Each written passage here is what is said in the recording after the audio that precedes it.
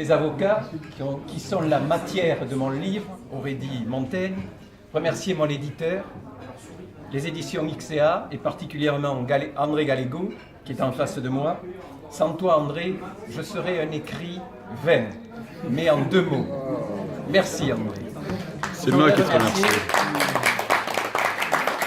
Je voudrais remercier Jean-Luc Boudin, qui a eu le bon goût de m'envoyer ma fille pour la représenter. Merci, Jean-Luc. Je voudrais remercier les confrères qui se sont spontanément manifestés pour me dire qu'il faut un tome 2. Et nous collaborerons à ce tome 2. Alors je vois que mon éditeur me tourne le dos, mais c'est pour lui dire attention Gallego, Gutenberg, il y a un tome 2 qui risque de t'attraper ou de te poursuivre. Voilà. Je voudrais remercier les journalistes présents, Didier Puech, le journal Magicus, Serban Niclazan, qui est le directeur de la Gazette du Midi, et puis Pierre Estournel, que vous connaissez, La Dépêche. Je voudrais remercier Alain Buissou pour ta corbeille bien trop fleurie de compliments.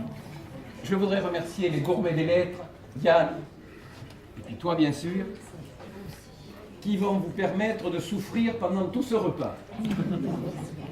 Et enfin, je voudrais excuser Blandine Moudin, Laurence Arribagé et le procureur Pierre-Yves Couillot, retenu par d'autres obligations et qui aurait dû être là aujourd'hui.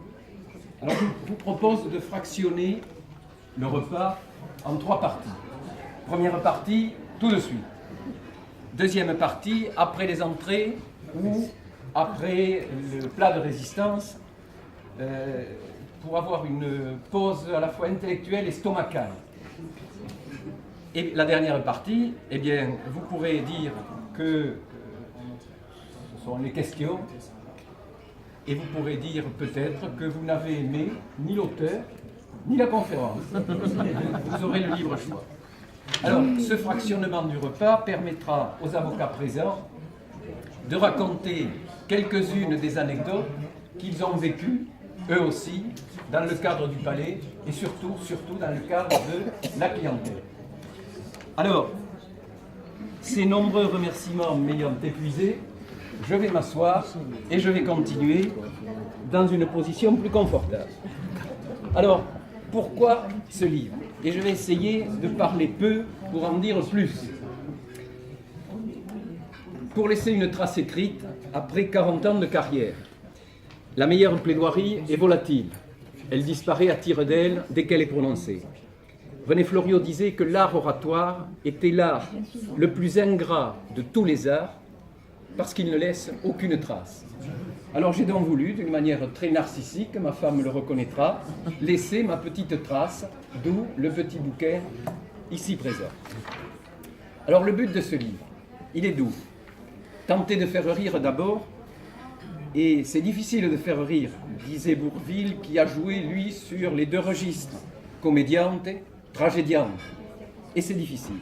Donc j'ai choisi des anecdotes vécues, dont l'authenticité n'a jamais été contestée, pour le moment. Vécues à la barre.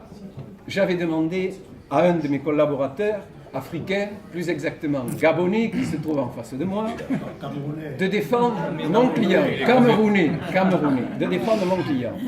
Ce client s'appelait Del Negro. Alors, cet avocat africain commence avec flamme, sa flamme habituelle d'ailleurs, la plaidoirie, en s'écriant « Monsieur le Président, il faut blanchir Del Negro ». Et tous les avocats présents ont relevé la papette pour cacher le fou rire qui les envahissait. Et le magistrat aussi. Mais il a été à l'écoute de Joseph et je peux vous assurer qu'il m'en a parlé par la suite. Il a été blanchi. Il a été blanchi, Del Negro. La victoire, c'est Maître Voto qui l'a obtenue. Alors, vécu à travers, à la barre, vécu à travers mes clients. Alors là, la source est inépuisable. Oui.